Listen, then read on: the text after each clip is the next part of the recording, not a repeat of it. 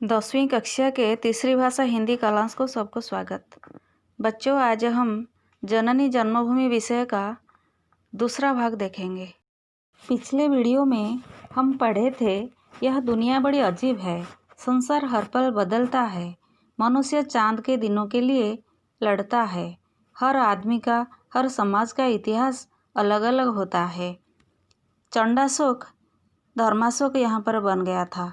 कलिंगवासी बड़े साहसी थे। आज हम देखेंगे इस विषय में और क्या क्या है। बच्चों, किताब देखो। धौली के अशोकीय शिलालेख उसका बयान करते हैं। पहाड़ी पर जापानियों के हाथों बना नया बौद्ध स्तूप उस गौरवशाली घटना की उद्घोषणा करता है। वीरत्व की यह कहानी आगे बढ़ती है। कलिंग सम्राट खारवेल मगध पर आक्रमण कर देते हैं। उसे पराजित करके कलिंग जिन को वापस ले आते हैं। खंडगिरी, उदयगिरी के शिलालेख और गुफाएं खारवेल का यशोगान करती हैं। कलिंग के शौर्य की यह अमर कथा है। साहसिकता का यह सिलसिला आधुनिक युग में फिर दिखाई देता है। बख्शी जगबंधु, सुरेंद्र साय, चाखी खुंटिया, चक्रधर बिसोई, लक्ष्मण नायक जैसे साहसी कलिंग के सपूतों ने अंग्रेजों को भी चैन की सांस नहीं लेने दिया था। इन लोगों ने प्राण दे दिए मगर अन्याय नहीं सहा। कलिंग सम्राट खारवेल मगध पर आक्रमण करके कलिंग जिन को वापस ले आए थे। खंडगिरी, उदयगिरी की शिलालेख में उनकी गौरव गाथा वर्णित है। आधुनिक युग में बख्शी जगबंधु, सुरेंद्र साय, चाखी खुंटिया, लक्ष्मण नायक आदि कलिंग के वीर सपूतों ने अंग्रेजों खिलाफ लड़कर अपनी जान दे दिए थे। इतिहास का अब दूसरा पन्ना देखें। उत्कृष्ट कलाओं का देश उत्कल। सदियां बीत गईं मगर भुवनेश्वर, पुरी और कोणार्क के बड़े बड़े मंदिर आज भी सिर उठाए खड़े हैं। दुनिया के ये अजूबे हैं। भव्य और विशाल स्थापत्य, अनेक छोटे बड़े मंदिर, हजारों नारी मूर्तियाँ, विभिन्न चेष्टाओं और भंगिमाओं से मुग्ध करने वाली, हाथी, घोड़े, पहिए, कमल, रथाकार मंदिर, विशाल और मनोहर, नृत्य गान के माहौल, द्वारपाल दिक्पालों के पौरुष, ये सब देसी विदेशी पर्यटकों के लिए जादू के नमूने हैं। ओडिशा के सूती और पाट के वस्त्र, सोने चांदी के गहने, कांसे पीतल के बर्तन, सिंह की कलाकृतियाँ विदेशी बाजार के आकर्षण रही हैं। ओडिसी चित्रकला, नृत्य और संगीत आज विदेशों में अत्यंत लोकप्रिय हैं।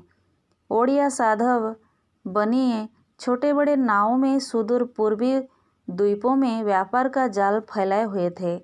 महासमुद्र की तरंगमालाओं में नाच नाच कर जाते और धनरत्नों से नौकाएं भर भर कर घर लौटते थे।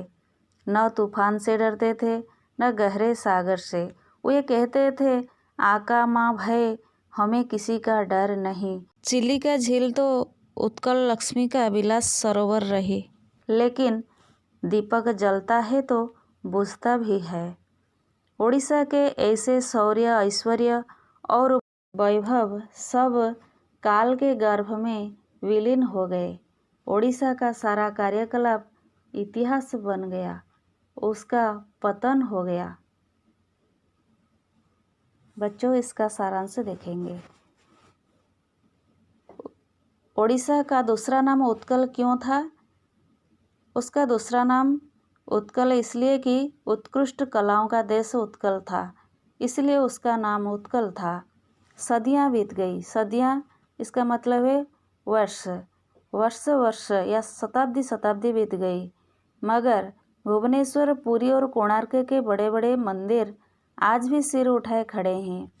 तुम सब पुरी, भुवनेश्वर, कोणार्क के मंदिर सब देखे होंगे। इसका जो भव्य और विशाल स्थापत्य सबको मुग्ध करता है। कोणार्क में सब देखे होंगे, हाथी, घोड़े, पहिए, कमल, रथाकार मंदिर, विशाल और मनोहर मंदिर। इसमें नृत्य गान का माहौल है। द्वारपाल, दिगपाल के पौरों से ये सब देसी विदेशी पर्यटकों के लिए जादू के नमूने हैं। ओडिशा के सूती और पाट के वस्त्र, सोने चांदी के गहने, कांसे, पीतल के बर्तन, सिंह की कलाकृतियाँ विदेशी बाजार में आकर्षण चीज है। समुद्र की तरंगमालाओं में बनिए जो साधव पुत्र थे, ये कार्तिक महीने में जाते थे और अपने साथ धन दौलत लादकर अपने घर को आषाढ़ में लौट आते थे।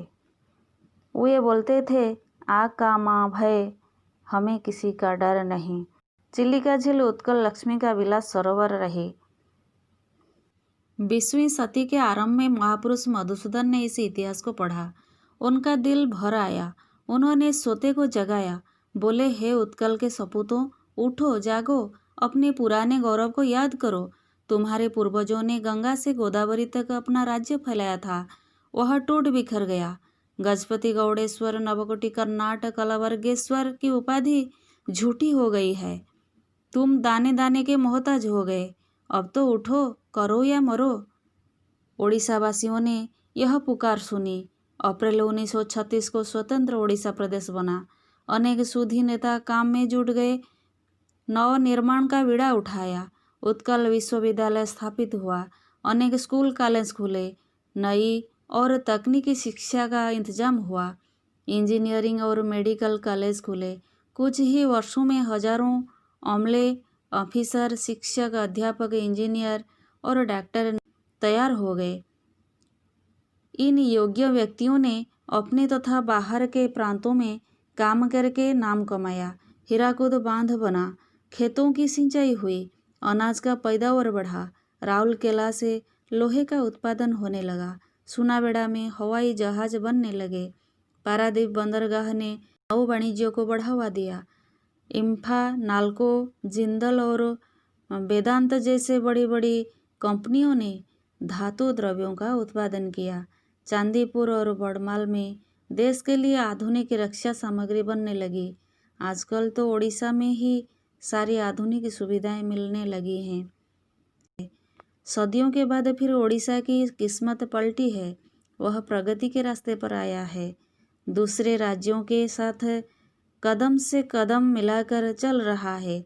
देश की प्रगति में भी उसका योगदान बढ़ा है। यह उसके उत्थान के लक्षण हैं। हम सबको इससे लाभ उठाना चाहिए। नए उद्यमों में भागीदारी होनी चाहिए, तब ओडिशा का नया इतिहास बन सकेगा। इसका सारांश देखेंगे। महापुरुष मधुसूदन ने इस देश का इतिहास को पढ़ा, उत्कल सपूतों को जगाया। हमारे देश के गजपति वीर साहसी थे, उनके उपाधि से प्रमाणित होता है। इसको उन्होंने समझाया। 1936 में ओडिशा प्रदेश स्वतंत्र हुआ। ओडिशा की बहुत सारी उन्नति हुई, जैसे हीराकुद बांध, तरह तरह के कारखाने, बंदरगाह, ये सारे स्थापित हुआ।